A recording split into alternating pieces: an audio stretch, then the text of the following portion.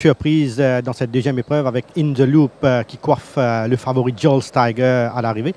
Patrick, bon après-midi. In the Loop le fait de brillante façon aujourd'hui. Comment expliquez-vous la performance de ce cheval aujourd'hui?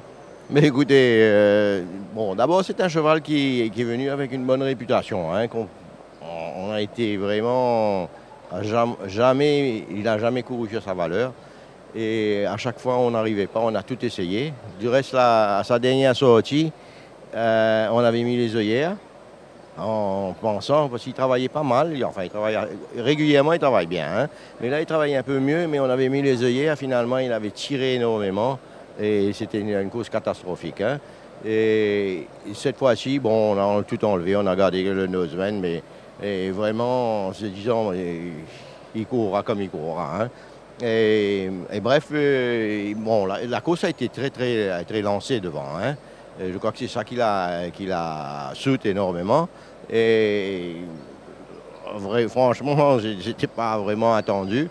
Et on avait dit au propriétaire et Imran et moi-même, on a tellement été déçus du cheval. Ah non, quand il gagnera, il gagnera. Hein, il nous dira à ce moment-là s'il est correct. Mais je dois dire que le lot a été un lot quand même assez moyen. Et je pense qu'ils ont été très vite devant. Et je pense que même le cheval de Gilbert Rousset, peut-être qu'il était un peu overconfident parce que je pense qu'il démarre un peu tôt. C'est pour ça qu'il s'arrête et que on nous a la chance de venir gagner. Je suis très content surtout pour les propriétaires comme Mounej, comme Robert et Nadia qui sont eux en Belgique.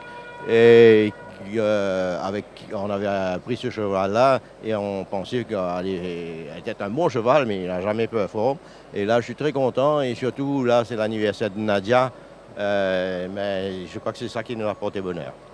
Et vous avez aussi un nouveau dans la quatrième, Choice of Angels. Pouvez-vous présenter le cheval, surtout sur sa forme, et qu'est-ce que vous attendez de lui cet après-midi? Écoutez, sur sa forme, il n'est pas encore à 100%, bien sûr. Je dirais qu'il est à 75% de sa forme, 70-75%.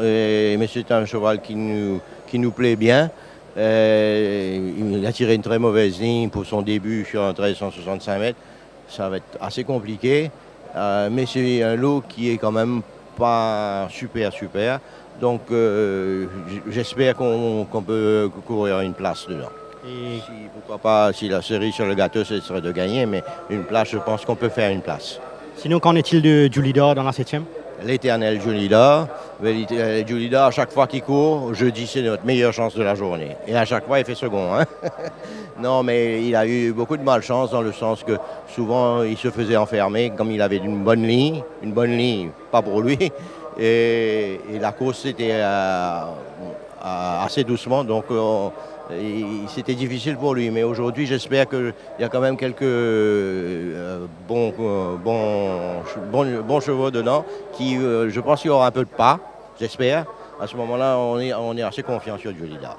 Merci Patrick. L'écurie Patrick Mervin déjà de la fête avec la victoire de In the Loop Jug, mais l'entraîneur Patrick Mervin est très confiant aussi en les chances de Julidor dans la 7e.